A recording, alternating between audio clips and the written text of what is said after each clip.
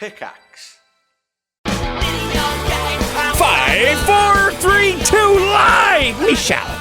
Hello, everybody. Welcome to episode 915 of the Video Game Outsiders podcast. I'm one of your hosts, Michelle Madison.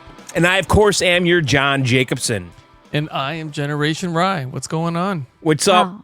We were off last week. Wait. What? You have another nickname? No, that's my online persona. When That's you like presented me being Coastal yourself, Michelle, and you blacked off 7. When he presented himself, he was trying to get us to do the Rye thing, and now he's snuck in something else on top of it. I think I've had a different starting name every week, so I figured I'd stick with that and just change it up. Michelle, I'm not comfortable with this. I usually say Michelle Madison, gamertag Coastal Michelle. So, I don't always say the same thing either, John. What's your deal? I need to accept Rye first, and then we can add something new. End with Sun, so it doesn't work. I have to come up with something fancy every time. All right. Just be you, Rye. We appreciate it. So, we were off last week. Of course, John, you and I did a bunch of bonus stuff we put out for people if you support us. And thank you to those who have been doing so. From the beach. Yeah, from the beach. You called me on the phone and talked about who knows what, your seafood. About lobster rolls. Yeah, lobster rolls. And stuffed quahogs. Yeah, a bunch of stuff I didn't understand. I smiled and nodded. But yeah, that's up. If you want to support us, you can do so now on Supercast. Libsyn's being phased out. Our app is going bye-bye. So support us on Supercast at videogameoutsiders.com for weekly bonus shows, the back catalog. That's right. And ad-free VGO. A lot of people come over so far. Yeah, and to sub to that, loving it. It's easy. Yep. Just go to videogameoutsiders.com. Now listen, that red dripping button still applies here. Okay? It does. It's the same button. It works. It looks visually, it looks the same. Okay, it's different underneath the hood. We added some extra juice to it that you can't see until you click it. Yeah, because there's extra shows now on Supercast. So if you want to support us, that's great. Also, this week in Discord, we're giving away a copy of Destiny 2: The Edge of Fate from our friends at cdkeys.com. You can save a few bucks there or win games with us in our Discord every week from them, because we got Mafia keys coming up for next week. We're doing a big round table. We're doing an Italy episode, right? Battlefield. That's right. Possibly next week. Forget, we're all Italian, so we get to embrace it for 1 week. You have to deal with it. We'll be talking pasta and garlic bread. No, we're going to talk about Mafia. I'm hesitant about Mafia. I've been watching some trailers, so we'll see. We're going to give you our honest review. Well, the last game week. was not great. Yeah, but this one... But I have to ask a question, though, because I can't tell you that I've ever been like a giant fan of Mafia. Mafia 2 was great. I liked it. I liked it more than GTA at the time, but... Since then, I haven't loved it. So it's always been a little mid, though, right? It's always been a bit mid. The last one, I feel like they just released it for the sake of the name. Like, they needed to get a game out, and that was what they came with. Yeah. 1 and 2 were good. 3 was a rough follow-up, Stoned Old Gamer says. Yeah, that's kind of where I was at. I did like 1 and 2. I like 2 especially for some reason. So anyway, we're going to talk about that next week. But tonight we got a big show. A lot of big games we've been saving up because we've been off. I know, John, you played a bunch on vacation. You got home. John, you played the Nintendo game that was going viral, Chillin by the Fire. I don't know anything about this. I want to hear we're going to talk about that. We're going to talk about that. Of course, we've got some good stuff. But yeah, we're live right now on twitch.tv/John and Michelle. If you want to come down every Tuesday night from 9 to 11 p.m. Eastern, you can. Or, of course, listen anywhere podcasts are. But we have our 20-year show on the 26th. John, cue your groan. Ugh. You do it every time I mention it. Ugh. If you guys want to come down live on the 26th, that's our 20-year show, because most of you guys have never been to a live show. And it is fun because John harasses me at the start. It's like 15 minutes of him, being obnoxious and getting me mad. So if you love me mad, it's a good time to come down. So yeah, I'm looking forward to it. And then, in September, we're going to be doing an event with Pickaxe, who's our Yogscast Pickaxe podcast network that we're a part of. And we're going to be taking over their channels and streaming some stuff in September. So we got a lot of fun stuff planned for VGO. I think we should just get right going. That's right. All right, Michelle. Yes. What did you play? I had a great gaming week because there was a shadow drop I'll get into, but I want to start off with Grounded 2. So, yeah, I picked it up on Steam and it's $30. It's $10 cheaper than the original. Already had more concurrent players. Right away, it felt very similar. It was sort of like playing a prettier version of the first game. It does look phenomenal, but there are some downsides. I know people have been saying okay, it's early access again. It's not done. It's not complete. And like I've said with Grounded, it did take them a year to get Grounded. There's the fully yoked edition that's out now. People are picking that up instead who have never played. And they're I'll play Grounded 2 when it's done. Isn't this on Game Pass? It is, yes. But you bought it. Well, actually, Obsidian sent me a key, Oh, but I was okay. going to buy it on Steam anyway because I'd rather own this on Steam and also to get my friends to play. Right. They don't like Game Pass. But let's not So anyway, forget, this is a Phil game. it is. It's another good Game Pass get, which is interesting. And like I said, pretty similar. They did improve the combat. There's now like blocking and things like that. It just feels better overall, crits and stuff like that. There's actual kind of classes you can make this time around with gear sets. There is the Omni tool, which is sort of like one tool combined with like a talent tree. I did appreciate that. Building felt pretty similar. A lot of people complaining about getting used to the new UI. I did feel that at first. They kind of changed some things up. So people, if you're just coming off Grounded, you might feel a little out of sorts. But honestly, if you like the first Grounded, you're going to like Grounded 2. It is a good Now, survival craft. But this is a co-op game, right? Really? Isn't that where the fun is? You can play Yeah. solo. You can play solo, but it's definitely a co-op game. I mean, like most survival crafts, it's hard to do things alone, especially like Dune Awakening. That game is a little bit more difficult to do alone because it does get very grindy in the end. But I think Grounded is forgivable with like, you can tinker with the settings a little bit and like you can kind of make it as difficult as you want. I don't even know how like what they were like in the server settings. You might be able to like up crafting and stuff like that. Like a lot of games are just friendlier with playing alone. They'll let you sort of counter that. So yeah, for Grounded 2 for me this time though, I played a couple hours and I was like, you know what? I'm good with this right now. I know I want to play it, but I want to play it when it's done. For some reason with Grounded, I had a little bit of early access fatigue with it because I just know how much better Grounded the original got, you know, after a year. And I know that's going to happen with Grounded 2. And my friends and I are like, maybe we'll just wait to actually play through it when it is done. And I'm not mad that it's out. I'm not mad that they're charging because it's $30, right? The I mean, price they will are probably calling go it up. a game preview, though. So it's Sure, kind of... but it's why do early I want to access. jump in and beat the game preview? But then I'm going against what I'm saying with the next game I want to talk about. But as far as like a survival Michelle, craft, Are it's you- hard to do it like, twice. Would you compare it like?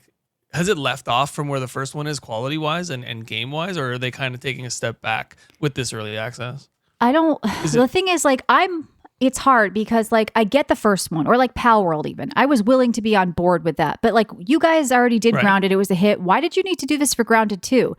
An early way to collect money? Like, you don't need the funding to finish the game. Like, why are you kind of doing this? Like, I'm kind of, not that I'm against what they did or I think they shouldn't have done it. But for me, it's like, yeah, I'm happy to support it, but I don't know if I want to play it right now because it's just not done. And it's hard with a survival craft to want to do things again or more than once.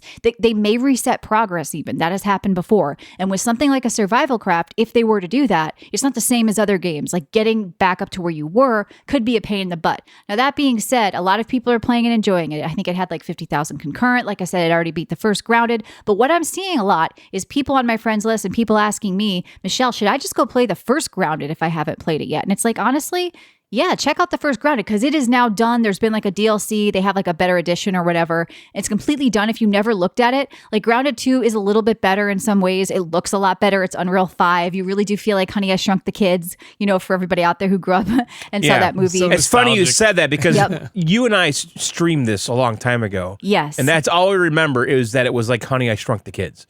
Like Basically. literally. That's all I Such remember. a cool thing, like from my childhood. Honey, I Shrunk the Kids was like Yep. this big thing, and to have a game where you can step into this massive world as a shrunken human is just so cool. Like, I'm not a huge survival craft guy, and like you said, I think with survival craft games, it's very hard to do the early access thing because you don't want to do things multiple times, which gets tedious. It gets strenuous on playing Yes. the game. Now they may I not totally be get what you're resetting, so saying. don't hold me to that. But there's always that risk. Like I don't know if they've confirmed or not confirmed, so we'll see. But yeah, I'm looking forward to actually playing Grounded 2 to completion because I did like the first game. It had this big like end boss. We had to build this huge fort, and like the ants were coming in from all angles, and we like had to do this whole like tower defense thing with the last boss. Now this one around has like a different story. There's like some woman in the town, and you're doing stuff at the park, and it has a lot of the same like research stuff for science again. So you find these things, you scan them, and then you learn recipes from them. So all the things you love from Grounded are back, and it looks way better, and the tool is better, and the combat's better. It's kind of better all around with a little bit of adjustments to the UI.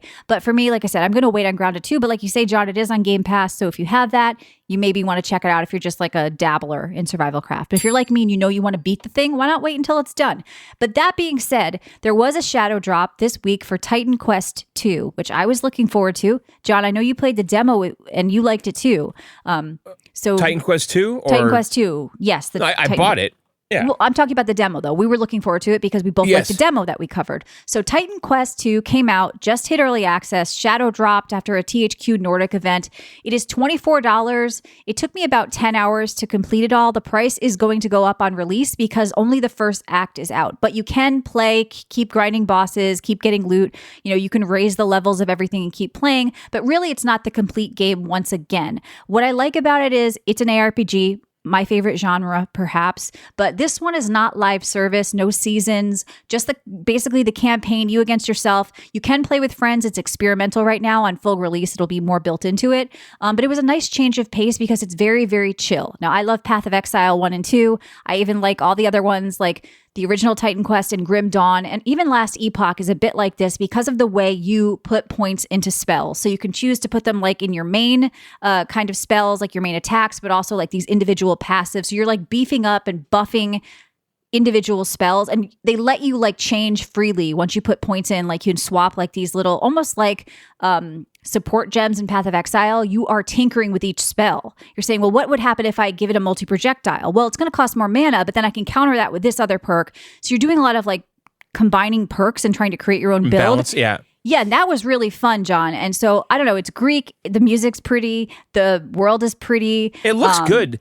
Yeah. Looks really nice. The one thing you said, though, is the thing I appreciated the most about it. Like I played it last night for a couple hours, and I liked that I felt disconnected from the world, like the internet. Like it just, you know what I mean? Like it's these other games, like they feel so alive. Well, especially There's things happening. Diablo. It's like Diablo 4, while I did like it and I did beat it, you know, like you're just so like every second you're rubber banding because you're online and like there's some new shitty update and they're pushing a mount on your face. Saying. Like, you're just like, shut the fuck up, Blizzard. Well, none of that baggage was there. I just felt like I was playing a single player game by myself. I could pause it anytime I want. I could get up. I could do whatever. No consequences. I'm not online. I'm not connected. Yes. Like, that's what I liked about it. And it was really heavily focused on exploration. Did you notice that? Like going down every path, there could be a hidden boss you find or a chest. It's still kind of linear, but like there's paths like that don't go very far, and then you go back, and you always end up where you need to go. At least in the beginning, where I am. But I do like that. I think you're still in the tutorial. I don't know if you beat the Griffin we were talking about, which is that Griffin, very easy. The Griffin is not even a boss. That Griffin is something else. That's the thing I want to say. This game is very easy. I wish it was more difficult. That would be my one complaint. But there is a hardcore mode where it's forgiving too. If you do die, it's very forgiving. You can spawn right back at your body with no consequences that I saw. I'm okay with that, but I wish there was another difficulty level, and there probably will be on release. You know, sort of like, you know, normal, veteran, and then hardcore is where you die. I don't want to die and lose my character, okay? Because sometimes you got to get up and get the door or something. But I do want more of a challenge while I'm playing, and I felt it was just too easy. But still enjoyable, kind of mindless fun. You know, it was just kind of different. So I had a lot of fun fooling around with it. I was chilled, zoned out in that game. Like I just liked it. Like I think I'm gonna like it as like an intro because I've never really played too much of the ARPGs, and I know you really like them, Michelle. Yeah. But I've been getting closer and closer to really enjoying these. Like I played the Slormancer, I played a couple here and there, the old Diablo and stuff. So I'm gonna jump into this. I think I'm really gonna enjoy it. More along how John's comparing it to just a nice chill intro to the ARPG genre. It's very chill. Like Badger's saying he was in a zen state while playing it. I agree. Like, which is what I said to you earlier. I'm like, I just like this is chill. Like I'm just relaxed. Obviously, for me, Path of Exile 2 is a better game. And it doesn't necessarily look as good. The animations aren't as good. The builds aren't as complex, whatever. But there's still a room for this too. Like I love ARPGs. I'll play all of them. And for this one, I say this is just kind of like fun to do the campaign in your own little world. Maybe you want to play with a friend, maybe you don't. But it's just relaxing, and you can have like freedom to do this build, you know, to make up whatever you want. And so they have like combining two classes in this game, and a lot like Grim Dawn. Which, by the way, if you've never played Grim Dawn, I've been seeing a lot of people going back and playing the original Titan Quest and also Grim Dawn because of this Titan Quest 2. And they sold 300,000 copies already in the first couple of days, they said, which is good for them. And, you know, I think it's going to do very well here, and especially once it releases. But people were happy about the price of it. But yes, the price will go up. I think it's 24 now. It could probably go to 40 or 50 when it comes out in a year or whatever it is. They're going to do updates the whole time. It's on sale right now for 24, regular 30, it says. Yeah, regular 30. I have a feeling when it comes out, it's going to be 50.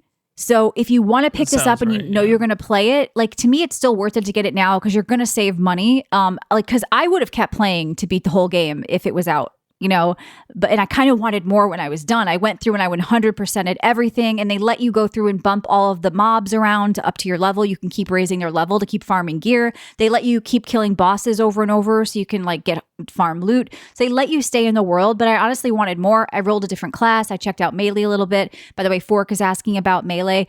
You know what? Ranged is still king. I found the game very easy, even with melee, but ranged was a lot easier. Now, John died on the Griffin, so he didn't think the game was that easy. I don't know. But you know what? I didn't roll. I only did it once, by the way, then went to bed. But I'll try it again. Try it again. Everybody has a barrier. Everybody has a dash. Everybody kept has forgetting healing to pots heal. on regen. Like the health went down super fast in that goddamn Griffin. No, the Griffin's I always easy. forget It's a to dodge tutorial roll. thing. No, John, no, you're the bad. Griffin's You're bad. menacing. He Not destroyed an menacing. entire He's village. easy. All those people were burnt and dead. I'm sorry.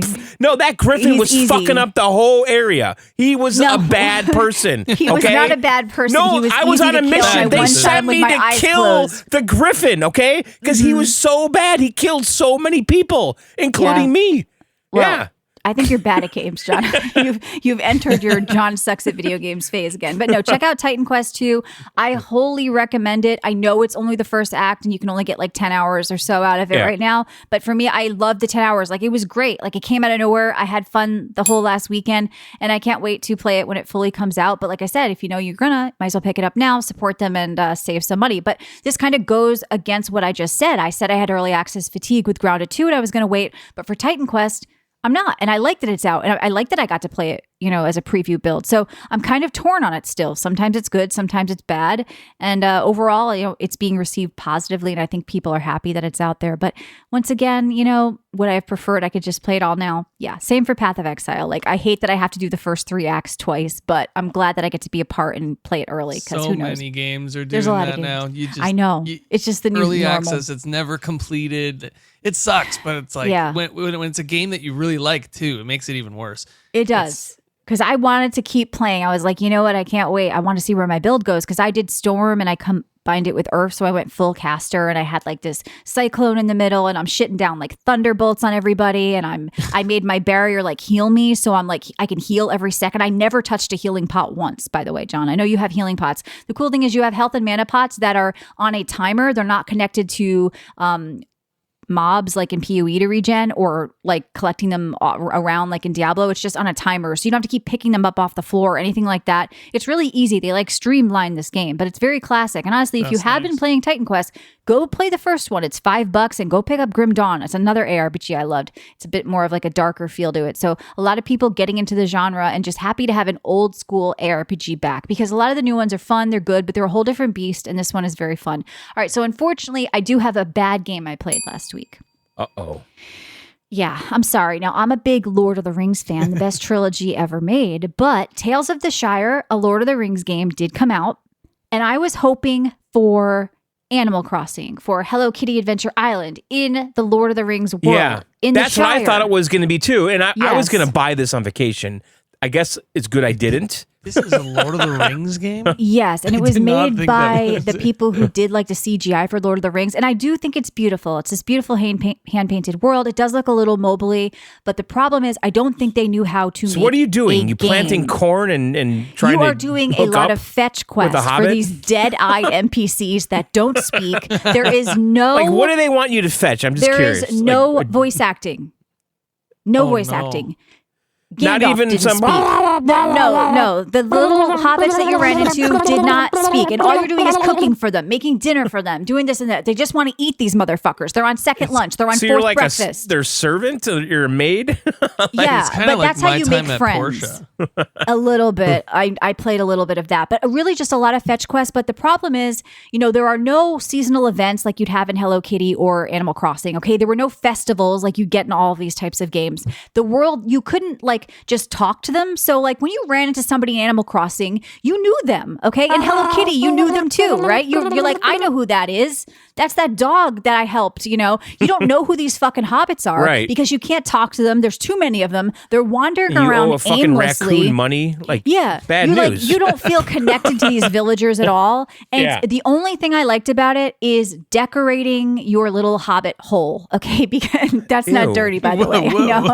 I'm sorry. First of all, in the character creator, you had to put hair on your feet. I think I saw that video on Pornhub. I did like decorating the Hobbit hole. I do love those. Like, I want to go to New Zealand and see them. Like, they're so cute, and they're in the little, it's very beautiful. Don't get me wrong. And you can decorate, you can get furniture and do crafting and stuff like that. But unfortunately, it was really fetch quest with nothing. This was my turd of the week, I have to say. Even though I do like Lord of the Rings, it was. But I didn't care because Titan Quest 2 made me happy over the weekend. So it was a good time. And then, of course, Grounded. I did play a bunch of other stuff, but honestly, I think I'll talk about them on our bonus show that we're going to do tomorrow, John, which will be out for supporters. So if you want to get that, you can do that because I've got a lot more to say. I played another game I was super addicted to. All right, I am just drinking a Optimum Nutrition Amino Energy Grape. All right, John, tell us about your gaming week. Well, yeah, last week I was on the Cape, Ryan. Oh, yeah, the Cape. I was on the Cape Cod. Did you see any cruise ships? No. No, I didn't go by the Hudson Bay where yours was. It was Lake Ontario, actually. Wait, that's the cod tasting. Wait, is that the... Wait, where was your cruise ship? No, John, I was in the Gulf of Mexico. Okay, that's right. All right. So anyway, I brought my Switch. I brought my Steam Deck. Mm-hmm. First thing I do, and Michelle and I talked about this on the little bonus show a little bit. First thing I do, hook it up in the hotel room, and then I go to the beach, okay? And this is the first time with the Switch 2 on the beach. And I got to tell you, it sucks. Bad. It's not a good beach device, Michelle. I told you the peak nit brightness wasn't very good. Yeah. Because last year I had the Switch 2... the Switch 1 OLED and the Steam Deck, and I was fine. This year, I tried playing Donkey Kong Bonanza on the beach. I couldn't do it. I couldn't see shit. Nintendo also issued a warning. They said heat warning as temperatures are rising. Do not bring your Switch 2 outside in the sun. Maybe because people can't see it in the sun. Well, okay, That's so the real truth. They don't want you to see it. Yeah. Okay, first of all, I've probably played my Switch 2 outside more than inside as far as deck mode and beach mode and hotel room mode, which is inside. But I did play a bunch of Donkey Kong Bonanza. I don't know if you're still playing it, Ryan. Yeah, I am. I am getting a little sick of it. I have to admit. Yeah. The repetitiveness is starting to sink in. Yes. But I still really enjoy the game. If that do. Makes sense. I do.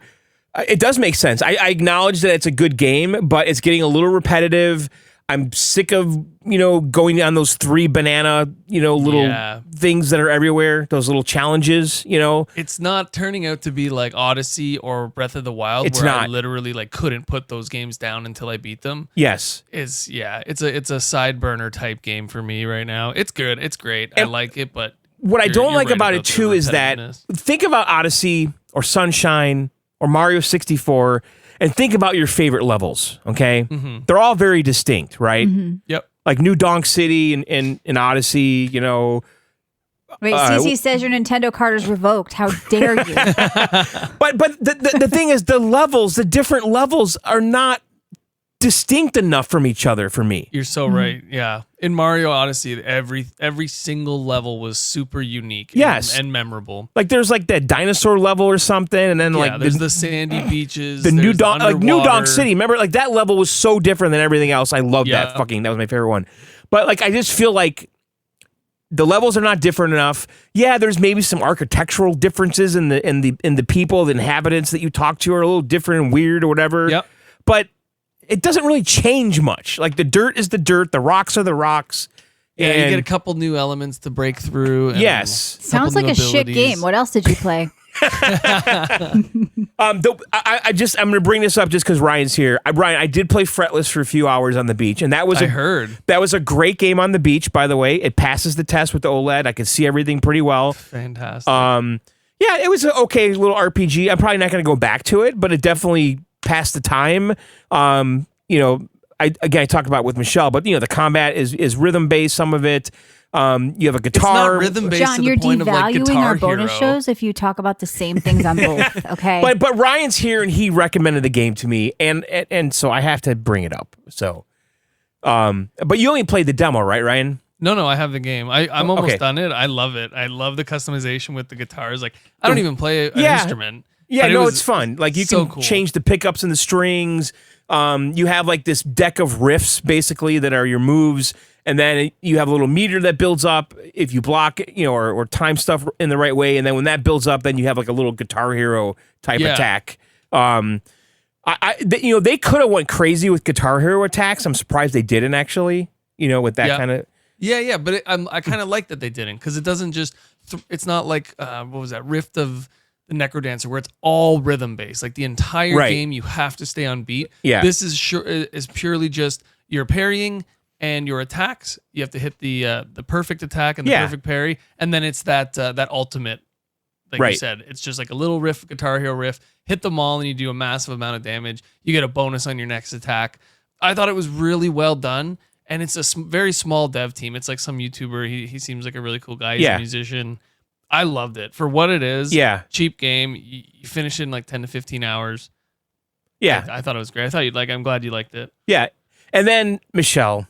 Yes. So Nintendo had a direct last. God, I know. I heard. They talk to you like you're in preschool. Oh, I actually, I didn't watch the direct. I just saw the outcome of it, which was the games. And so one of the games they showed at this direct, which came out immediately, was called Chillin' by the Fire. Okay. Yes. And it looks so fucking stupid. I had to do it. $15. I heard people going $15. Well, okay, for this? that's hard to swallow. Like, okay, 15 is crazy. because this would be a $3 Steam game. It should be $5. Yeah. 2 34 cents. Think about it. It's more expensive than an asset flip like Schedule 1 and like all the sim games. That's crazy. So, all right. So this game, it's kind of a puzzle game. Okay. Now, first of all, every man needs to know how to make a good fire. Okay. That's just part of the deal. So I don't have to worry about it, right? Yes. Just dudes. All right. Thank God. I have a wood stove. I have a fireplace. I have a fire pit in the backyard, a fire ring, Yeah. And, I grew up camping. I know how to make a fucking fire. Okay. I know how to find kindling and do it. Ryan, you too? I'm assuming. We had a lot of fires this weekend. It was fantastic. Yeah. If you're with a guy who doesn't know how to make a fire. I didn't have to buy a $15 game to do it. Yeah. Yeah. So you learned how to make a fire, John? Is that what you're telling us? I'm just saying, going into this, I had a lot of knowledge about how to build a fire that I could apply to this game, okay? Right. So I'm watching this thing right now, and it literally, the start of the game says, you don't click start, save, exit, nothing's on the screen. It just says start a campfire. Yeah. And you go in and you pick up a stick. I'm gonna get to that. Okay. So we don't there's need the big heads. There's 3 things going on here, okay? Yeah. There is a chill mode where you can choose your setting. You're on a beach. You're in the snow somewhere. You're like in a desert. I did the snow one. Okay, that was the first level that they threw at me. Okay, I think you can choose too, but I was in the snow. Okay, and so I'm on some mountainy area with a bunch of snow, and there's logs all over the place on the ground. Okay, and they're just average size logs, and you have to basically make a fire from these logs. Okay, now the logs are wet, Michelle, which is a problem. Okay. Yeah, I would imagine damp wood doesn't burn well. Yeah, that's a problem. It's a problem. You have to overcome this. Even I, as a woman, know that, John. So it's definitely a problem. So what you have to do is you have a little hatchet, and then you chop up the large log into smaller pieces, kindling, okay? And you're basically managing the different size logs and figuring out when to put them on the fire at the right time, okay? Right. Obviously, you want to start with the small shit first. Now, if your fire goes out, what happens? The wolves eat your butt, or what happens? Okay, Nothing happens. You just start over. No consequences. Does the fire get bigger and bigger, and that's the goal? Yes, the fire gets bigger and bigger. Look at this on their page. Growing fire, a new kind of gaming experience. Yes. The star of this game is the tiny flame. Yeah, so again, let's go through the game loop. This looks like a mini game inside the flow of another air, game. The thickness of the wood. Yeah, so I agree let's about go through the game loop. So you chop up the wood, you manage the sizes. You go ahead, do the voiceover. No, I'm sorry. This is the angle at which you place the wood all intertwines as the flame steadily grows. Your goal, all of this campfire matters. level 10. And these are life skills that a man should have anyway. When the fire bed turns into bright red embers and the pillars of the flame illuminate the night sky, it's more powerful than any fucking scoreboard. I added scoreboard, by the way. They're selling this hard on Nintendo's page. You got to read the description here. It's insane. Yeah. So what's happening here is you're stacking wood, small to large, eventually. Yes. You're lighting the fire. Fire goes. You've got moisture content to deal with in the wood. The wood's drying as it's burning. Okay, it's it starts slow because it's kind of wet, and then as it dries, it gets a little more aggressive with the flames. Now you can start throwing more shit in there, and then you have like this pipe, this like I don't know what the fuck it is, like a flute that you blow into the fire to get oxygen in there. To kind of amp up the fire even more. And you're basically just doing that over and over, managing it, trying to get to the different levels of fire. Grove, plateau, snow mountain. There's different environments. Beach, and then as normal, you get survival, as you get levels, if you get to level 5, you get like a coin or whatever. Level 7, you get 2 coins, and then you could take those coins and you could buy cosmetics. Subtle details that support healing and immersion. Try headphones to fully experience the crackling of the flames and crumbling firewood. HD Rumble brings the campfire to your hands, uniting your sense of sight, sound, and touch. Who fucking wrote this? I want to play. This is a sick joke. This is some sick joke that they released, and they're like, they're gonna play anything that we give them. And but I want to play this. I'm sorry. Bullshit. I like the idea of I played a game about digging a hole where all I did was dig. So I would play this, but I don't like this bullshit they're selling. This bullshit. Well, here's the thing. Meditation or whatever. Let's get to the other part of this. Okay. Sorry. So it's what I'm describing is like this: the single player chill mode, endless mode, no whatever. Just chill out and do it, for as long as you want, okay? Right. And then they have like a survival mode where they give you like one log and you have to basically use that log to make a fire for 30 minutes, okay? I didn't try that mode. I don't give a fuck about that. And then there's the other mode that I didn't try because it requires you to do the game chat, the video chat with friends, and then their heads with the camera, you're all sitting on lawn chairs around the fire. That's creepy and then as shit. it has prompts that come up on the screen that say like, talk about your favorite book. Yeah. From everyday chit chat to late night philosophy, the conversations are sure to get exciting.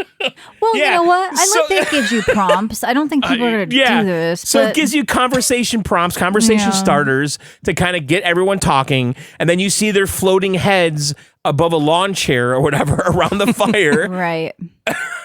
I'm speechless. This is crazy. Beauty and simplicity, blazing orange gradients, John. Were you blown away by how beautiful it was, even though it was intentionally low poly, as they're saying? No, it looks like shit. Okay. It looks like complete shit. Savor them both. An eye-catching vividness. Savor them, it says on their main page. Listen, someone wrote this copy. Psychotic freak. Who did this? It's like something they did like a line of coke and then wrote this shit. I think so. I've never seen just bullshit that on their page, so kudos to them. Yeah. From everyday chit chat. Yeah, they're like with all the creative stuff that's coming out, this is what they could think of. Like this is, I don't know. That is bad. That is more underwhelming than I thought. I don't hate the idea. I just don't like it. Okay, it's a Steam indie junk game that should have been $3 and everywhere. I don't hate it. This is Nintendo exclusive, like the big deal. From if I had some stupid idea to do this, I'd be okay. Let's just do it. It's easy. It's simple. It's I don't hate it. I just don't like it. I just don't. Okay. Right. And maybe I don't see a world where I would ever sit around with virtual friends and have a conversation. Well, they're real friends, John. You're just talking to them over the internet. I know, virtually. Yeah, real friends virtually. But whatever. So you and Matt McCarthy, the topic comes up. What do you guys think? Hey, what should we do tonight? Yeah. Hey, let's go meet by the fire. Yeah. Oh, you guys have done gayer stuff together. Come on now. Maybe it'll replace Zoom for some companies. I don't know. It could. Yeah. It's our weekly campfire meeting. Everybody get together. Salesforce ordered it. Yeah. All right. Well, what else did you play? Because there was another thing I'm actually curious about. Square had a little event, right? Yeah. Well, this was also part of that Nintendo Direct. Okay. So there is a new game coming out by Square called The Adventures of Elliot, the Millennium Tales debut, and it's a demo. Okay, this game's coming out in 2026. Now, this is made by the same team that did Octopath Traveler. I dig it. It looks similar. And Bravely Default and Triangle Strategy. Okay, so good pedigree. I think we all liked Octopath. But the one thing I didn't like about Octopath is gone. Random encounters in a bush, which is also like keeping your hobbit hole clean. Yes, the turn-based combat's gone. Yeah. This is a real-time action combat game like an old-school top-down Zelda. It's exactly what it is. I think people are going to fucking love this game. Yeah, it's out for everything. The demo only right now is Switch, though, I think. It's a demo only. The game is releasing in 2026, so next year. Okay? Yeah. The demo's great. I fucking loved this game.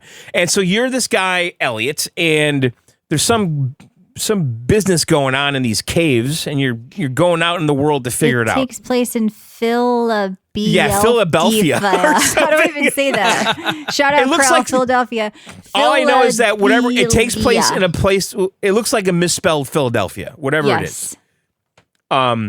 So here's what the game is. You're Elliot. You have a fairy with you. Okay, this little companion, right? And the companion helps you in a couple different ways. You could send her out, and she does kind of mildly attack things, but you basically Mildly use her. attack? Yeah, she doesn't really cause a lot of damage, but she'll kind of assist you in combat. But the thing is, you use her basically to teleport to areas you couldn't normally get to or cross, like a big chasm or something, a hole. You control her separately with the right stick, and then you can warp to her across the chasm. And then you can also, she has another ability where she basically allows you to kind of fast run through the world, where she kind of like, you attach to her and you just glide across. That's kind of what she does. And you're basically finding tons of loot and crates and chests and stuff. There's jars everywhere that you can break with your sword. The combat, you have a melee attack, you have a bow and arrow, and I think, was that it? Oh, and a bomb. At least in the demo. You have a bow and arrow, a bomb, and a sword. It's very much Zelda, okay? Mm-hmm. The bombs you can use in combat, or you can use it to blow up walls, which will reveal little micro dungeons that you can explore. And then at the end of the demo, there's a really big dungeon with a boss at the end. And it was a fucking bitch, by the way, to beat that boss. Yeah, it was. You had a problem with the Griffin in Titan Quest. I don't believe anything you say. Yeah, it was. It was a bitch to beat the boss. Mm-hmm. Damn tutorial bosses, man. It was the end boss in the demo, not a tutorial. But I have to say, when this was all over, and you do upgrade your weapons, by the way, you find like these gems. You go back to the town, and then you use it to basically throw them into a cat, and you get a random ability that you manage.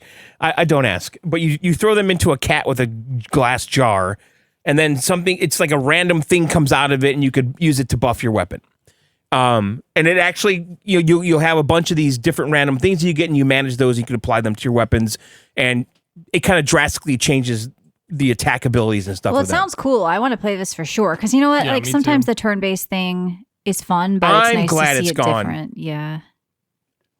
That was the one thing when I played Octopath when it first came out in like 2017 or something. Yeah. I think I started that game 3 times, got to like the same point, and it was so like drawn out and long. And those encounters every 10 feet were crazy. I always stopped playing, and I think maybe taking that out, because I really love the art style and the design of these 2D, 3D games. I think this is like a perfect combination that you're describing. I'm downloading that demo right now. I'm going to play it. It's super smart what they did. Honestly, I'm glad to see Square branching out into different things like this with the same look, like even this pixel art and all that. It's different, but the same at the same time. Like they just got rid of the turn-based combat. That's all they did, right? Yeah. Right. It's not like they're doing a little something different with like the leveling of the weapons and the various things. So Yacker, it is the demo for Philadelphia. What is it called? Switch of Elliot. The Adventures of Elliot: The Millennium Tales. It's going to be out on everything next year. There's a demo on Switch. There might be a demo elsewhere. I don't know. No, I just looked there. I don't think it's on Steam, or I would have played it. Not on Steam, at least. Yeah. So it's just Switch 2 right now, the demo. Looks like it, yeah. So I'm curious about that. That sounds good. This is an instant buy for me. Mm-hmm. Like, it's so much. I like it better than Octopath already. I could tell. Would you buy it on the Switch, or would you buy it for the Steam Deck? I'll buy it on the. Well, it depends if I'm traveling to a beach. Oh my God! I would rather own everything in your Steam library. I think you're being silly. It's also probably going to be cheaper. I'm going to go Steam Deck. Yeah, and then one more thing I want to mention, and we're going to talk about it next week, but the Battlefield 6 open beta starts in like 2 days. Mm-hmm. And I have it pre-installed on Steam. I thought I was going to be playing it today because the play button was there. Of course. People are already playing. Apparently there's 5,000 people in queue. Michelle, they're not playing screen. Though. If you look, I know people who are playing. Like actually playing. They might have like early copies, but yes, you can like install now, and people. You can install it and launch it, because if you look at my Steam play history, I've played it, right? Right. And I got into the menu, and I got really excited. I have to tell you, it looks good. Question, John. Music's good. The menu's great. Did you get your code from a Twitch drop? I did not. No. You just hit request access, and you instantly get in on Steam. It's not hard to get in. Okay, because I got a code from Twitch Drops, went to their site, linked my drops, input the code into EA's website, and then it's like you have to pre-purchase the game in order to get into the beta, and they made it really confusing. And then I went to Steam, and it just says request access. I was like, okay, so I'm wondering don't if it's need a harder code on for console. early access? Maybe and did you install it? No, I didn't install anything. It didn't give me a link or nothing. Okay, because so I must have pushed request access I don't know when I would have done that. I don't know when that button appeared. But all I know is I went into Steam yesterday and it was there to install. And I just installed it. They're selling dollar keys on CD keys, by the way. I'm wondering if it's harder to get in on PlayStation than it is on PC. I wonder too. But my key, I requested it specifically for Steam, but they gave me nothing. Yeah. Yes. You don't need it. So it says Battlefield 6 open beta available August 9th to 10th, 14th, and 17th with early access on August 7th to 8th. So even if I get in with this play test on Steam, I don't think you're going to be able to play on the 7th and 8th. I think you will be getting in on the 9th. Okay, well, maybe the key gets you in a day earlier. When I launched it today, it said the 7th on the screen. Really? Yes. So that was like pretty bad marketing if they're trying to get people to get keys for the early access. The key was specifically for the early access on the 7th. But Ryan, answer my question. Can you install it on Steam right now? Yes. I can right now, yeah. Oh, okay. Yeah, but it doesn't necessarily mean I'm going to be able to play. Maybe I have to input that Twitch drop in the game on the 7th. Who knows? We'll see. That's weird. Why would they give away Well, we're going to know in a couple of days. Yeah, we'll know on Thursday. But I do know that when I launched it today, it said basically come back on the 7th. Yeah. Interesting. But is that going to be true? I don't know. We'll find out. What are you drinking, John? There's something else I wanted to add to this, Michelle. Don't rush me. Okay. Sorry. I lost my train of sit thought here now. quietly while John thinks. Michelle, what did you do? I'm sorry. Why don't you let Ryan start? You can jump in if you remember, Grampy. I'm drinking a Michelob Ultra Zero. All right, good. So Ryan, alcohol. I know you played a lot. It has no alcohol. It's garbage. Oh, it's a 0. Yeah. I played quite a bit. I played Fretless. We talked about that. Great game. It's a cool little top-down turn-based RPG with some rhythm and stuff. But the big games that I played were Wuchang, Fallen Feathers, and Killing Floor 3. Now, let's talk about Wuchang because that is a pleasant surprise for me. It was a fantastic, beautiful display in a Souls-like game. And I've kind of skipped the last few Souls-likes because I was getting fatigued from the genre. I played a lot of Night Rain, jumped into a couple other ones, and I was even going back to Bloodborne. I was really hooked on these, and then I needed a break. Yeah. Until now, and it was awesome. Honestly, there's not too much story. I think it kind of drip feeds you story similar to Elden Ring.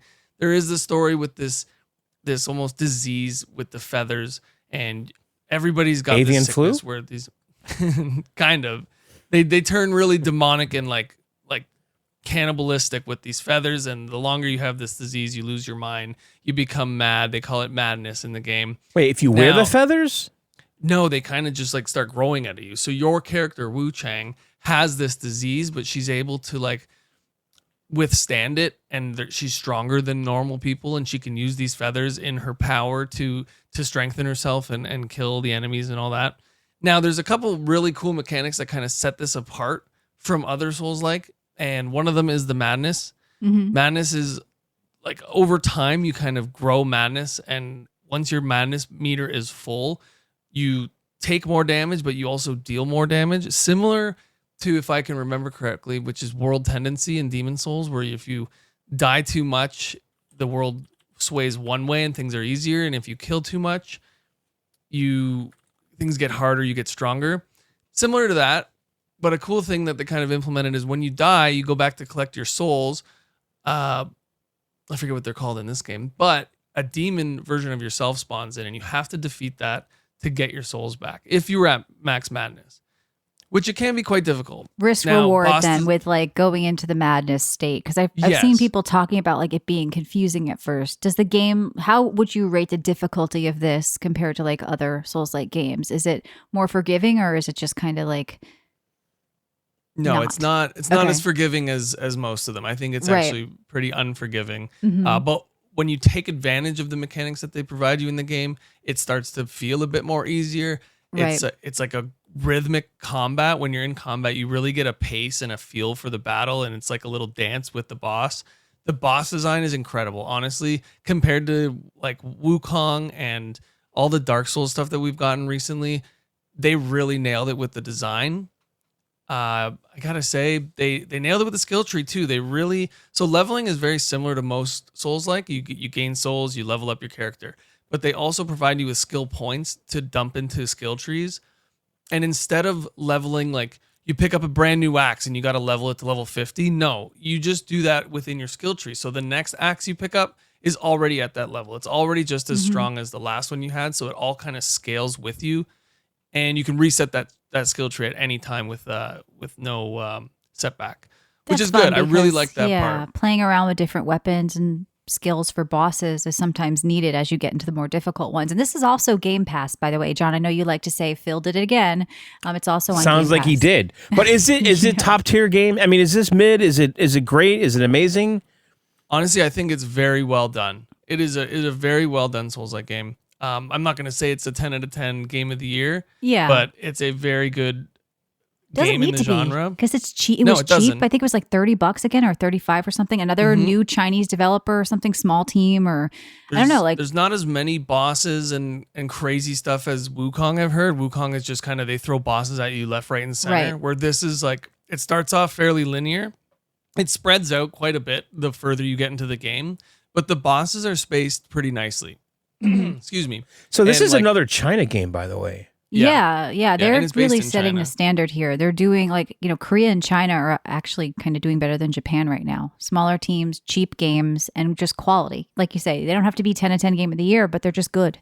And people have been enjoying this game as people that I know that like Dark Souls have said it's pretty cool. So I think it's worth trying. Fell in love with the combat. Oh my gosh, there's a ton of weapons, ton of cosmetics. Like you can buy all the cosmetics. There's transmog.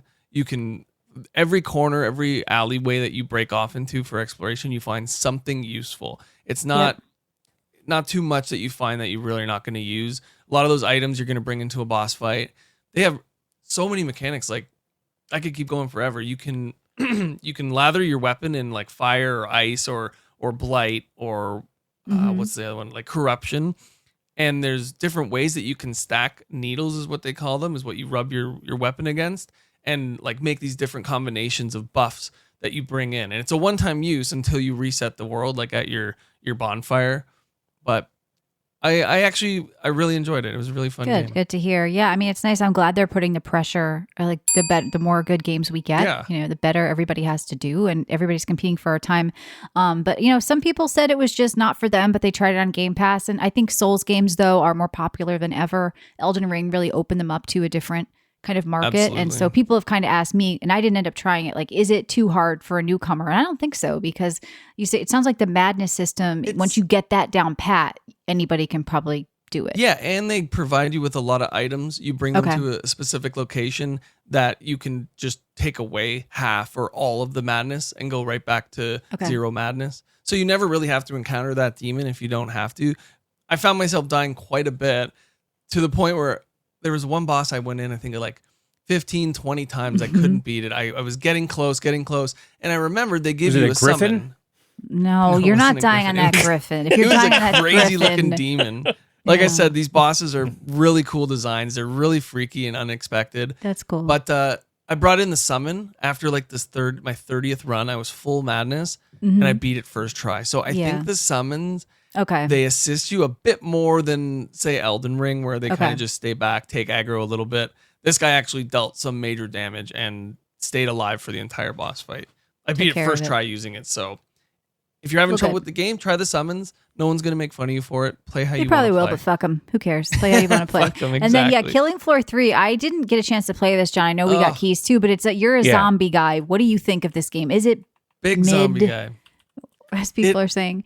It's a bit of both. It's so when you're talking pure gameplay and the fighting and the killing, great zombie shooter. You're kiting. Is this like a Doom style game? Like, what is this exactly? It's kind of mixed Doom with like a horde mode. Type game. Call of Duty. It's round based. So you go round 1 to 4. You're leveling up. You're gaining money. In between rounds, you're purchasing better weapons with more attachments. You're purchasing utility and perks and stuff like that.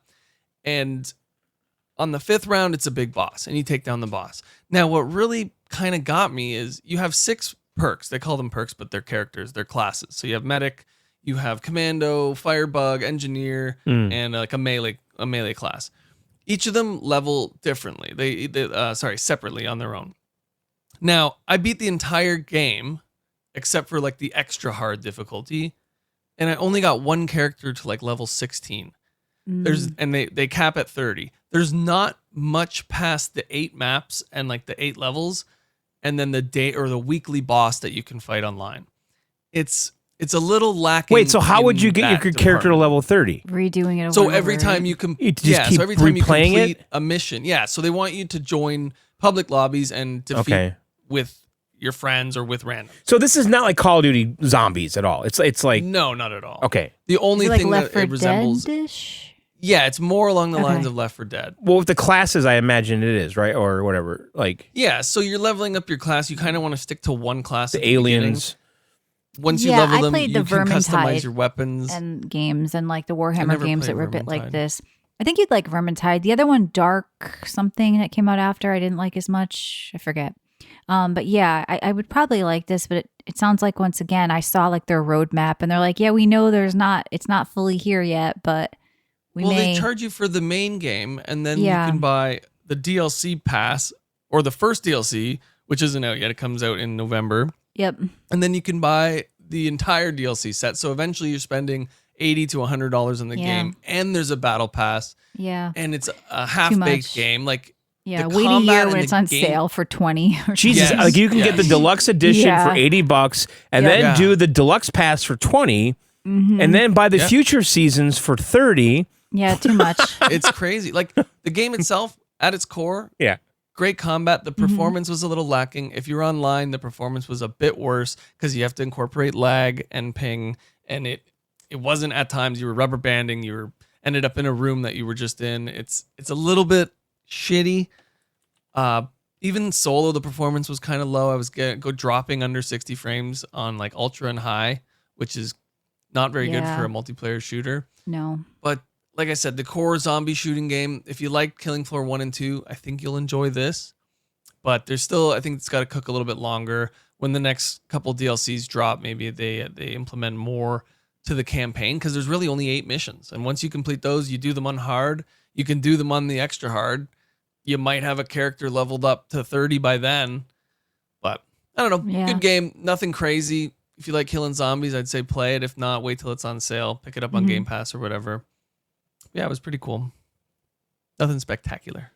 And as for me, I'm drinking, it's called an Italian-style Pilsner, Indie Ale House.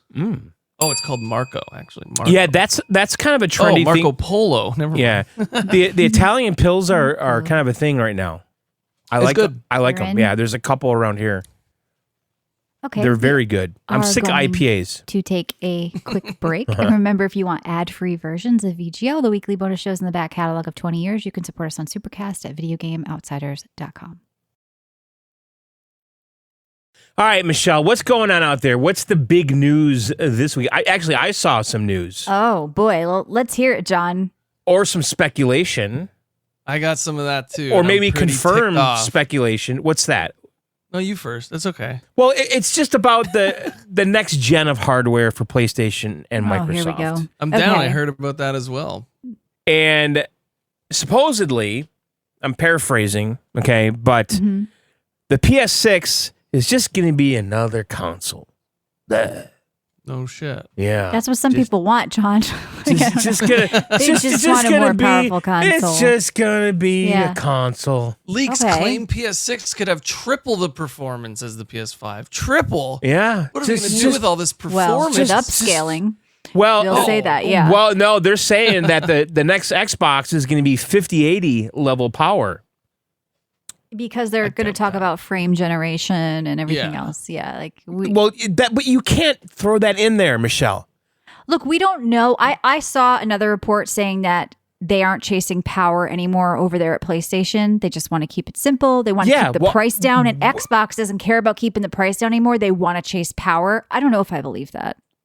Well, I don't either. well, here's the thing, though. Yeah. Okay, so if they do make this 5080 2 powered years. console, and by the way, it's going to be an APU, not no separate card, no CPU, GPU. So that they're saying that's the old way. We're doing a new way with the super powerful APU, and basically, it might be $800, $1,000 for this thing. Well, they're saying they want to keep it the same price, but if they just release the PS5 Pro, I'm talking about the Xbox. The price, the Xbox. Sorry. Yeah, where Sony's just going to make a run-of-the-mill console. They're going to, be like potentially 30% houses than just buy a PC.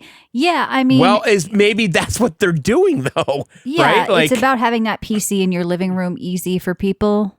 I think that's what it's more about. A lot of people don't want to be at a desk; they want to be with a controller and a TV. But what they don't realize is Steam Big Picture mode is basically going to do that for you. But with the Windows version launching on the next Xbox, that's the different story here. So if they price it a little higher, they're going to say, "Well, we're a PC hybrid. You're basically a PC. That's why we're priced higher."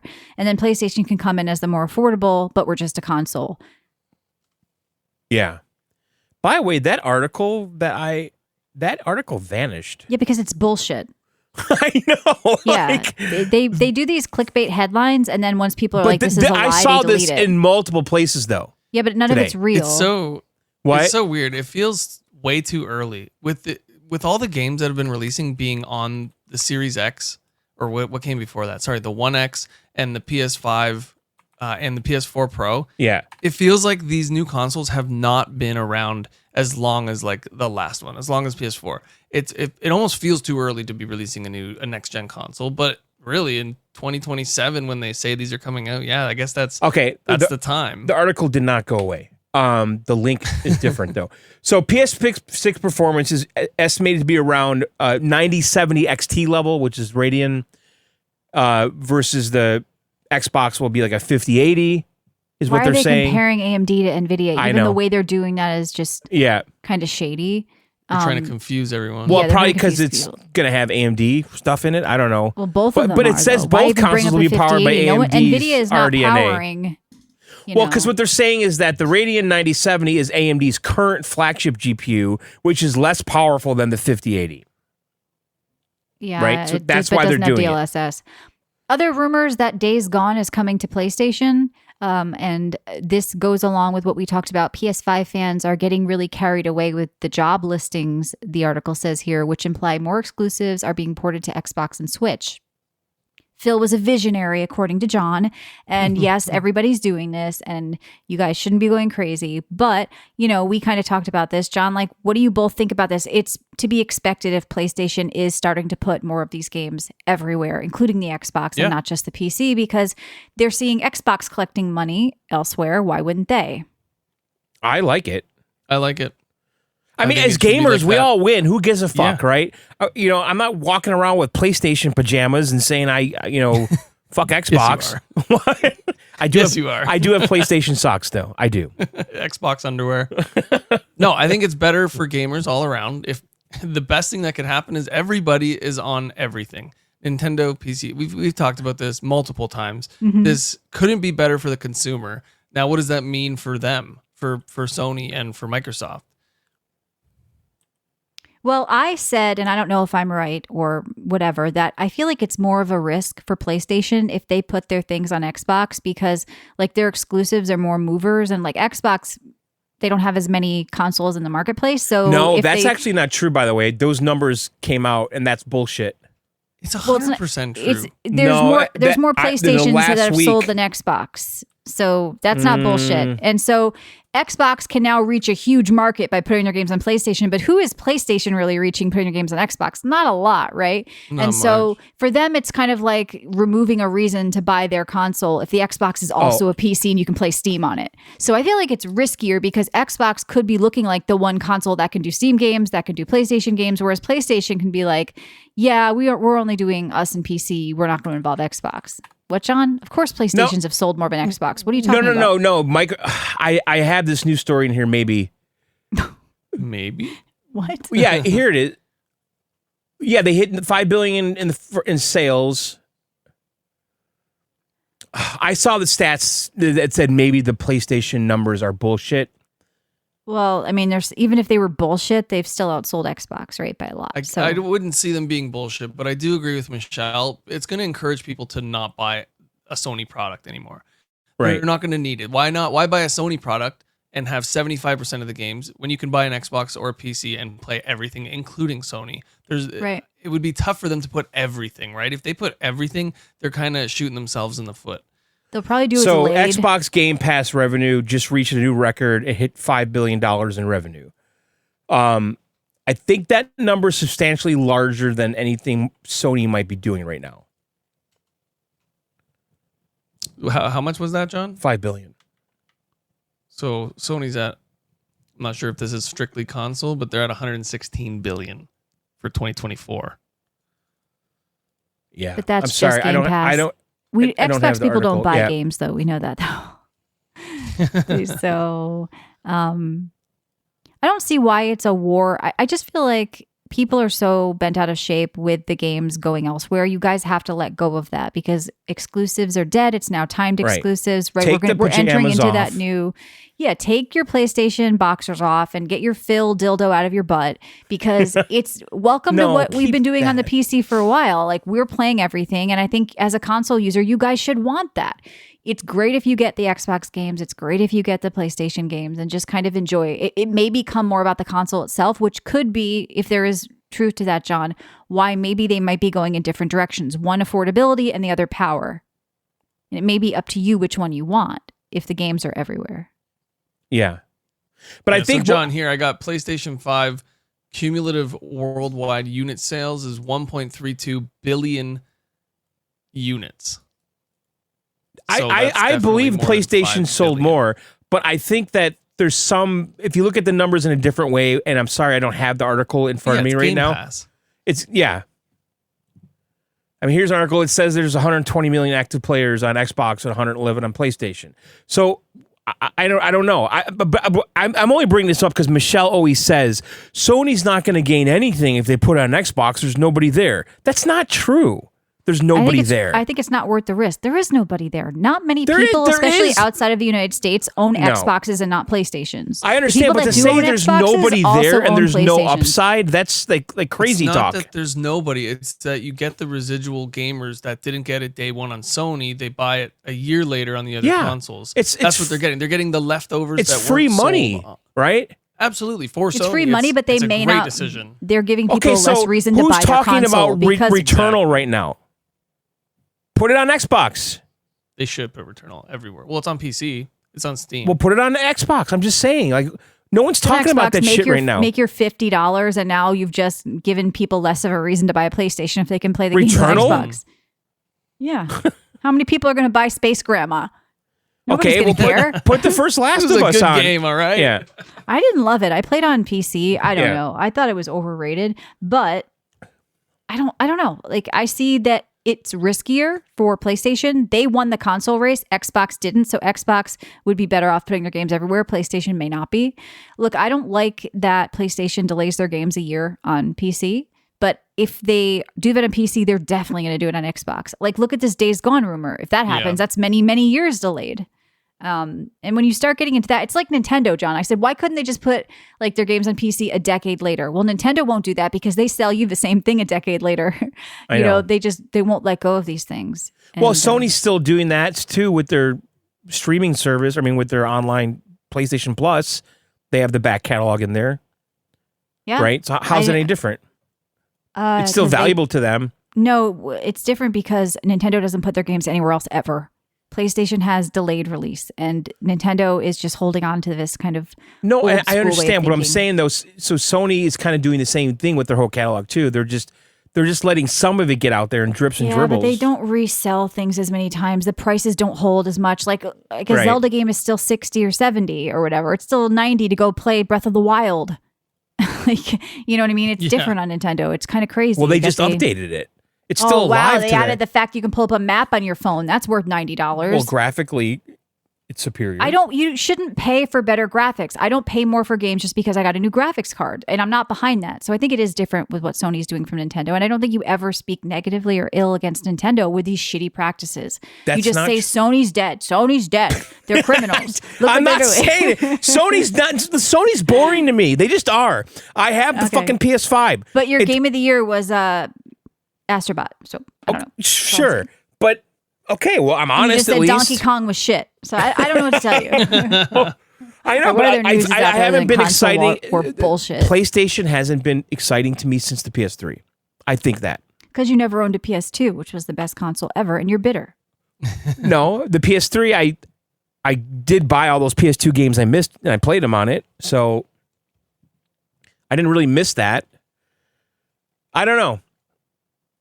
Ryan, do you have a PS5? Had any I do have a PS5, yes. To your articles. And I do. And you play I it? haven't played it in a very long time. Actually, last time I played it was Split Fiction. So not too long ago, but I really don't have a reason to go play that anymore. Like, I'll play it for the exclusives that I like. That's literally the reason I bought it. And there hasn't been that many that have drawn me to it. Yeah. You know, more than on your Nintendo Switch 2 you just purchased. I think you guys are crazy. Well, I mean, it's been out longer. I mean, I think I'll be playing last Switch game. 2 a lot. I know. I know. Whereas the PS5, it's probably going to sit on my mantle for the next 3 years. Your mantle? What's wrong with that? My hutch, like above your fireplace? Like a mantle? Below my television. Yeah, I don't know. Other than that, what other news do you guys see that's like not console war news? Because I know everybody's been doubling down on it. Not console wars. Silk Song is getting dicked around the internet, left, right, and center. Oh my God. Since 2017 or 2018. No, it is not. And people are pissed, and rightfully so. Team Cherry, the creators of Hollow Knight, have been announcing the sequel, the long-awaited sequel since, I think, 2018. Let's say that. Hollow Knight came out in 2016. We've known about a sequel in the works since 2018. Small team of devs. They said they were going to be communicating with the community and everything, blah, blah, blah. They missed 2 dates that they were supposed to release it. Now we know it's coming out in 2025, and they have been silent, dead silent, okay? We had the Nintendo Direct last week. Everybody was like, all right, we're finally getting a release date for Silksong. Didn't happen, didn't show up. But we know it's launching before or the same time as this Xbox handheld because they advertised it as day one on Game Pass or on the Xbox handheld. I forget however they worded it. But there's still no word from Team Cherry, no word from any of the developers. They don't tell you, they haven't told anybody anything. And the community's getting really pissed off to the point where they're like losing faith. After all this time, the least the devs can do is say, yes, don't worry, we have a trailer coming soon. And now the hype's back. So everybody was all hyped about this Nintendo Direct. Didn't show up in the Direct at all. No speak of it at all, which I think would have been a very good thing for the game. There's no yeah, room we were for just that. talking about chilling. I know. They literally advertised making a damn fire over one of the most highly anticipated games By of who? the year. No one's talking about that. I think it's going to be bigger on Steam than Switch. That's probably why. I think so too. But Hollow Knight was a big unit seller. I'm gonna say that guessing, but it was very, very popular on the Switch. That was where I first played it. I know it was like massive in the Switch ecosystem back when it launched. Now this game, we have an indie direct this week, John. A Nintendo indie direct. I saw that on Thursday. So this is there hope? There's a Silk Song last hope. If it's not in this trailer, at least a new trailer with some new gameplay or new information about it showing up, because I know there's a demo at Gamescom, which people are already pissed about, because they're like, oh, all these people, I can't go play it. I've been waiting for this game for years, but some random guy in I think it's in Sweden or wherever Gamescom is, can play it before me. Meanwhile, the whole community has been waiting and waiting. So if it's not in this indie direct, I think what are you going to do if it's not? Lose their mind. People are riot? threatening No, to what are you boycott going to do? the I want to game. know what you're going to do. What am I going to do? I'm going to talk about it here. You're going to tweet them? I mean, I did tweet them. No, I'm very excited for this game. As soon as I picked up Hollow Knight recently, I played it start to finish. Even the crazy difficult stuff, I got pretty far with that. It's going to be an amazing game. We know Team Cherry can make a good game, but they're killing their own hype. All they need to do is announce something. Say, hey, I bet don't the worry. average Hollow Knight player doesn't know anything about this. They're just waiting for the release date. They see it out, and I they'll agree. be They're happy. making fires. To an extent. There's a small minority or a vocal minority that is very loud. And I think they're a very lot of loud, even the and they'll casual quiet up when players it comes are- out, and it's good, and they'll play it, and they'll shut up. Jedi says I'm maybe very a excited. shadow drop. Yeah. Like maybe they're Maybe you can make like planning- a meme. How about that? They've kind of ruled out a shadow drop because we Yeah. know it's coming out on the Xbox handheld. So it's literally going to release. It's guaranteed before holiday 2025. People are Wait, isn't the estimating- Xbox handheld coming out in August? That's what people are saying. People are saying it's going to either be the end of August or mid-September is like the latest I don't know, feasible date. But if it's any later than that, it's going to be holiday. But I think that handheld's coming out in the end of August, and that means we will see Silksong, which is going. Everybody's going to go crazy. I've seen the August date thrown around lately, but people are also saying October still on that. And that's the thing. Nobody. I think they're withholding their date. They probably don't know yet. Tandem with Team Cherry.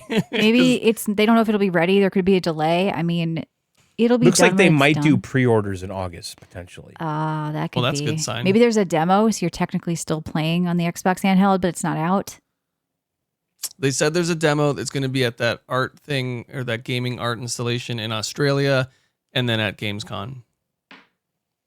Now, what's your opinion on Gamescom? Supposedly has a demo for Hollow Knight Silksong. Yes. Yeah, that's playable already. And creators have been invited and yada yada. What's our opinion on what? Sorry. Your opinion on communication with developers.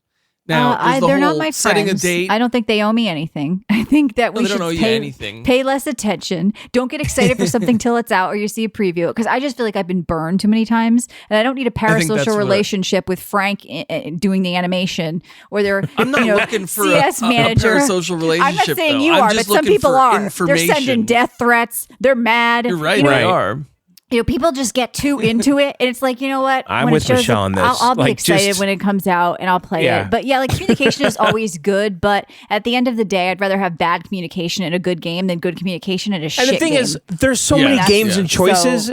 Go play something else. That's not my problem. There's too many freaking games right now. Right. I'm totally down to wait for whenever that game comes out, but I'm just seeing from what I'm reading online, people are upset because they've set a release date, missed it. They set another release date and missed it. So maybe they're scared to set another one because they don't want to miss it again. Yes, exactly. So maybe they're like, we're gonna keep our freaking mouths shut, okay? Because we don't know the date, guys. Like, because it's not up to our quality, and our team is, they could say that stuff, and like, I don't know, they really wanted that with like Diablo, like they kept having these campfire sit downs where they did this communication, and then everything they promised there never happened anyway, and it was always bad news and bad press. They'd be like, yeah, we understand this problem, it's going to take us probably 8 months to fix it because we have to plan ahead, and everyone was like, this is bullshit, your guys' whole process is broken and crap, like your whole team is shit, and it actually backfired on them. So sometimes maybe they can't communicate because it's not good news, and you better like Shadow Drops, by the way, keep your mouth shut. That's the case. Shadow Drops is the way to go. I believe we've gotten news from insiders that the game is complete,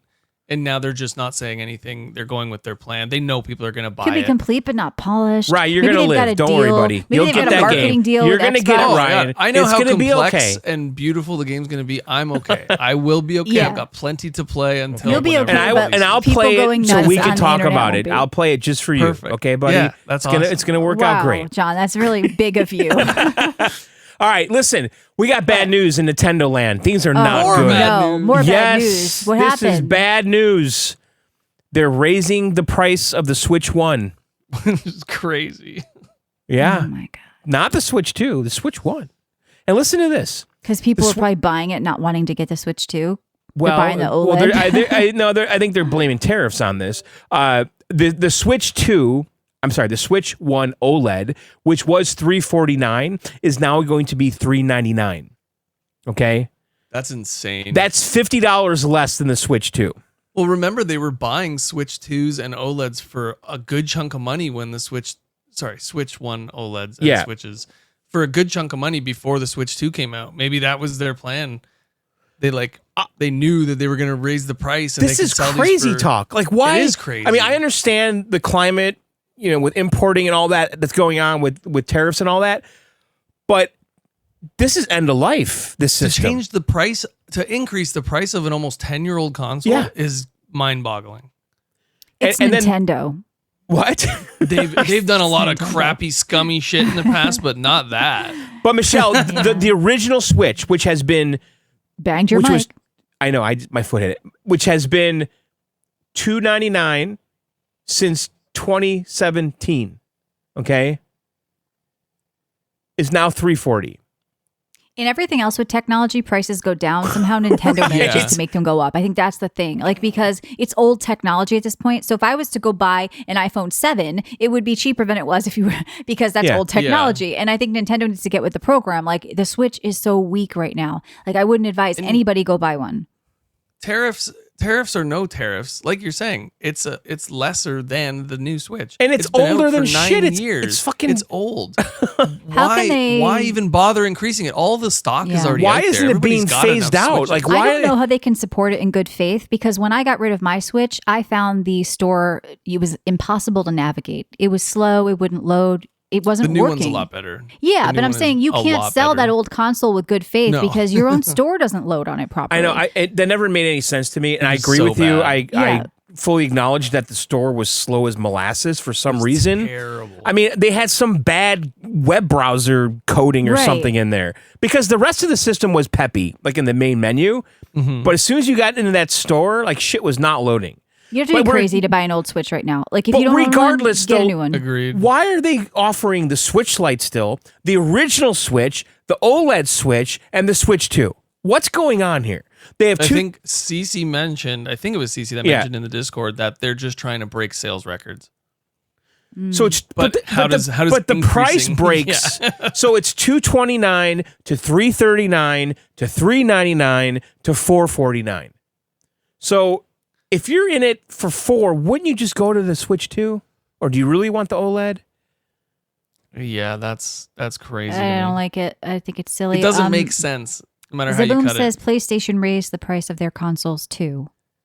I know they did. But they didn't just release a new one. But at least that's current gen. That's cheaper. Yeah, exactly. You know, adjusting a price is one thing, but your old one, making it more expensive. That's the weird part here, is that it's the old stuff, right? Yeah. And here's the worst part of all of this. I forgot to mention this, is that the goddamn Alarmo, okay? Oh, not this again. $10 price increase. Yeah. Scumbags. How can they do that to the Alarmo? Crazy. Michelle, if you're buying a $100 alarm clock that doesn't have a snooze button, good. You guys get whatever you get. Button. It doesn't. You cannot snooze it. If you have a red clock that makes coin noises and your wife hasn't hit you in the head with a bat, I don't know what to tell you. Michelle, it's a wonderful thing. Okay? It's not. It's not. Yeah. And I'm not just saying that. I think it's a piece of shit. And they had a subscription service. You are part of the problem. Okay, you paid a subscription service for an alarm clock. I think they took that away, though. I don't think you need that anymore. But it was there. You definitely still need it. Yeah, you need it still. I think they took that requirement away for Alarmo. But, oh, wow. But don't quote me on that. Them. But here's the thing. I'm going to have the subscription to their little online thing all the time. So it doesn't affect me. Okay, that doesn't make it better. Because I've got a naughty and they're trying to charge me every month for some subscription service bullshit. And I don't want to do it. So you're part of the problem if you're doing this stupid bullshit, John. You are a Nintendo bottom feeder. Okay? Yeah. I am not, no. You are. And you shit all over everybody else for doing things that aren't as bad as Nintendo. But you're just at Nintendo's team. I love Xbox. I love PC. I love Jensen and NVIDIA quite a bit, to be honest. Of course. And I can't believe you defend that Alarmo so hard. And you and Matt had discussions about it we had to hear about. We've been put through so much, Rye. We had to sit here listening to him in his personal conversations with his boyfriend about how much they love the Alarmo, how they're bonding about it. Oh, when he called, when he messaged me and he texted me and he said he liked it. So now I feel good that I like it because he likes it. We agreed. Like you make decisions together, right?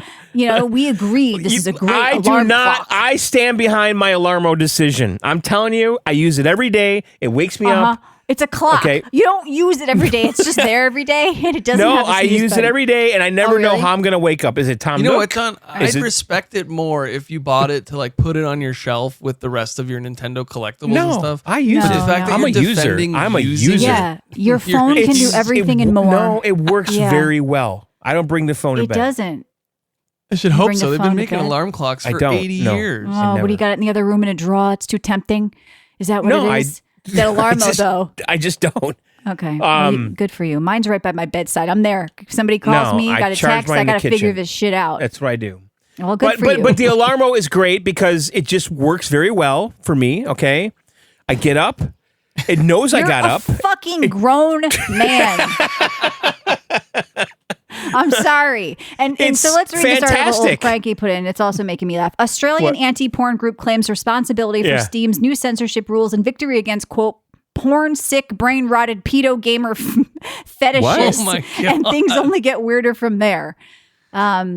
So yeah, this group pressured the payment processors like credit card companies and PayPal to we've been remove talking certain about games. But yeah, well, this is why they did it, because you are a porn, sick, rotted, pedo gamer fetishist. I don't know how you feel about that. I mean, I probably played some of these games for and all not that safe. crap isn't any better. But you know that, okay, so this shit's going on, good. and then people got locked out of the NVIDIA app, like in the UK. They couldn't get drivers because they needed to prove that they were 18. They tweeted all these sick porn, brain-rotted pedo gamer fetishists are so desperate to get their hands on my Grape My Little Sister incest games. They're now exchanging clues on how to find them so that they don't die overnight. The internet's filled with fucking crazy people, okay? And it's always with gaming. We always got to hear about this shit. Like, does there need to be a new form of payment if credit card companies can just pressure people? Because if PayPal's not safe. Well, Michelle, you and I talked about Crypto. this. The problem with this whole thing, obviously we don't support whatever weird right, but who decides what shit. is porn? Who decides what is horror? Yeah, because they were going after horror. That's the slippery slope. Yeah, they want to do GTA now, Yacker says. Exactly. Because who decides what is if this person violent? says, I don't like these cartoon boobs, get this shit off the internet, right? Don't touch my horror. So they took off mouthwashing. They're going after GTA. Did you say mouthwashing? Yeah, that horror game mouthwashing. Yeah, itch.io. It's still on Steam, right? It's still on Steam.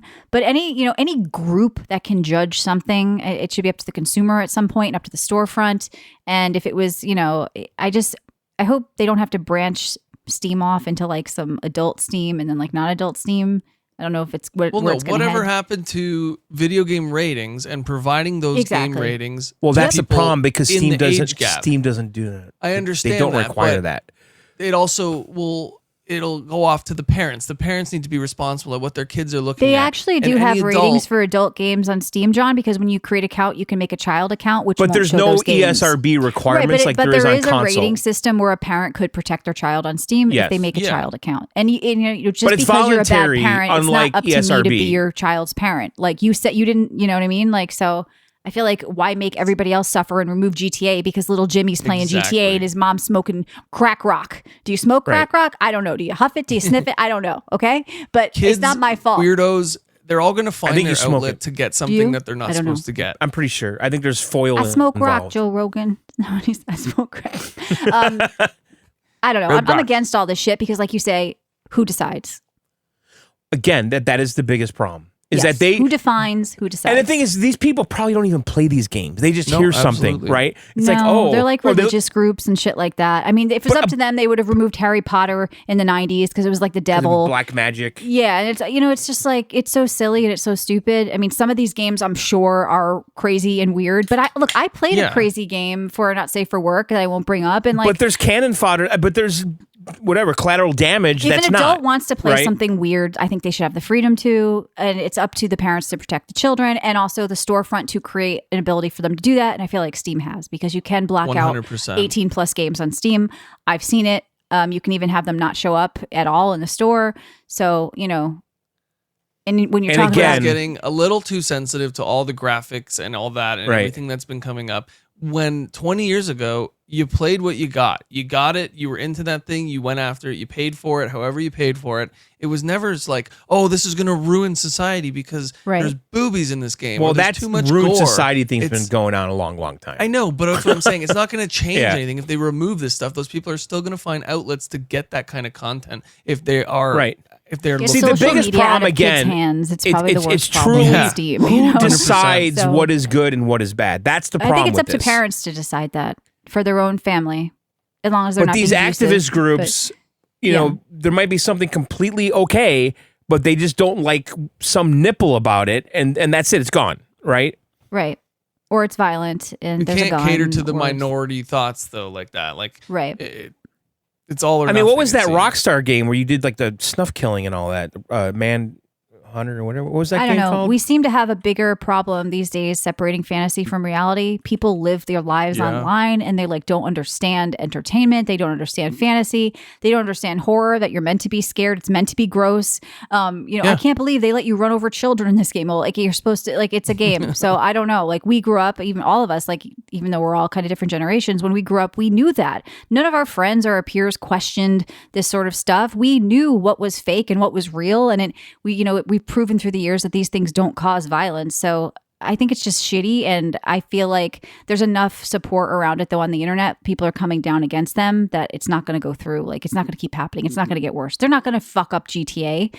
They'll like Rockstar will like do that on their own. fucking sue them. That's true. We'll see what happens with that. But Rockstar is going to go through the process with ESRB and all that. With that game. Yeah, but it's still not stopping a 12-year-old from playing a mature game.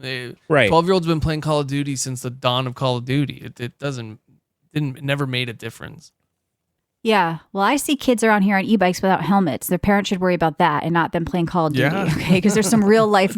Let's separate real life from fantasy, because your son's doing wheelies in the middle of the road here with his e-bike that you just bought him for $3,000. So figure that out, Janice. All right. What other news is out there? Is that it? Are we done? Are we angry enough for you guys? Did we yell at the bullshit out there in the gaming world?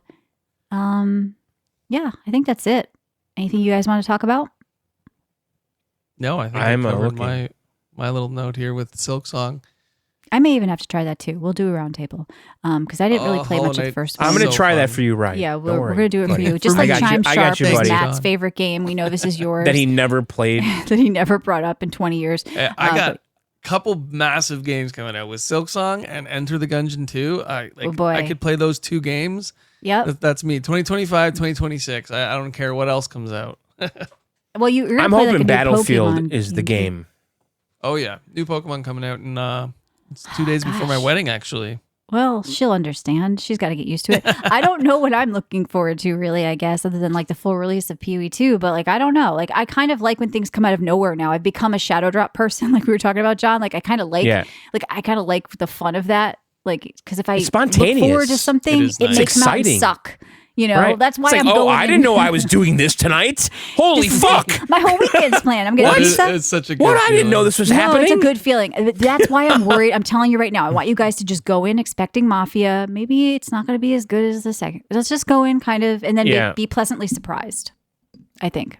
I feel like what I used to do before I joined VGO, I would always watch a lot of videos and take your guys' like opinions and stuff and play the game. And I'd follow a little guide or I'd watch a few videos. But ever since I started on the show, I just play a game without any outside noise. And I go in. That's how I roll. And I really appreciate the games that I've been playing more than when I did. Yeah. It's way better, dude. Like there's so much noise and people that are like, what does this really mean? Well, it's got bad reviews because they didn't like the $2 tent you could buy. It's like, you know, who cares?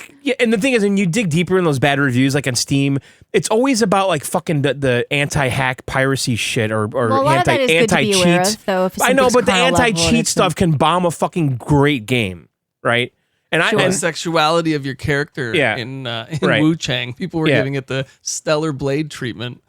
I found that hilarious. Yeah, some of the stuff is so silly. I hope we're getting away from that, but I think it's only getting worse. A lot of these people who like used to work for IGN have now become like YouTubers, and they're kind of doing the whole sensationalist headline thing, and like they're seeing that written form of media is just not working anymore, and it's all about like these YouTube shorts or TikTok videos of like extreme headlines and like whatever you can find, even if it's a rumor and it's like proven wrong the next day. You're constantly chasing the next drama, the next bullshit, and gaming is just filled with it right now. So I think podcasts are like the last bastion of maybe where there's some reasonableness going on. I'm not just saying that because we are, but I think they're coming for us because podcasts are now becoming about titling them with "you won't believe what happened." You know, we're seeing this sort of changing in like they're becoming YouTube and there's videos. not enough Alarmo coverage out there. Oh, we should just do an Alarmo podcast. You won't believe what happened. What did I wake up to today? Can you do your next John show, John? You're going to talk about the Alarmo. You're going to maybe give people an update. You know? I kind of think we've hit a peak with all the sensitivity to an extent, like the crude humor is all coming back. I'm hearing a lot of like brutal jokes and like you get a little racy and a little out there and a little. I feel like it's coming back and people are starting to get a bit more thick-skinned. And I hope so. I'm hoping that sensitivity is just weaned out of society again. Maybe Gen Alpha is better than Gen Z. Whoever were the baby bitches. I don't know. Hopefully the next generation that's growing up now is just like, fuck I have really big news. Okay, good. Close us out with it. Okay, on Netflix Games. Yeah. There's a game. Okay. Called Happy Gilmore Golf Mayhem 98. Well, you better play that for next week, John. You can't tie it into our Italian episode. So maybe a bonus show. Talk about it. He looks Italian, but he's Jewish, but whatever. He doesn't really, to me. Kinda. Nah, just because he has dark hair. Did you watch the movie, John? I didn't finish it. Yeah, it's bad, but whatever. It's bad, but it's still funny. Comfort food bad? I didn't watch it's comfort it. Comfort food bad. Yeah. Listen, I do like Adam Sandler. I like everything. I think he did this for pure fun. Yeah. It was just get your friends together, get as many people that you haven't seen in 10 years together. Get that check. Get some golfers in I mean, that's grown-ups, right? Exactly. Yeah. All right. Well, I got to play this Netflix game because I'm going to bring up some stuff tomorrow because we do bonus shoys every week. If you want to support us on Supercast, head to videogameoutsiders.com. You can get weekly bonus shows, the back catalog, 20 years of this shit, ad-free shows that you don't have to hear, and play them right in your player of choice, Spotify feed, iTunes feed. That's why Supercast is great. So thank you to everybody. We'll be back next week with our Italian episode, Mafia Battlefield. I think that's it. All right, guys. Thanks for listening. All that stuff. We'll see you very soon. Video Game Outsiders out.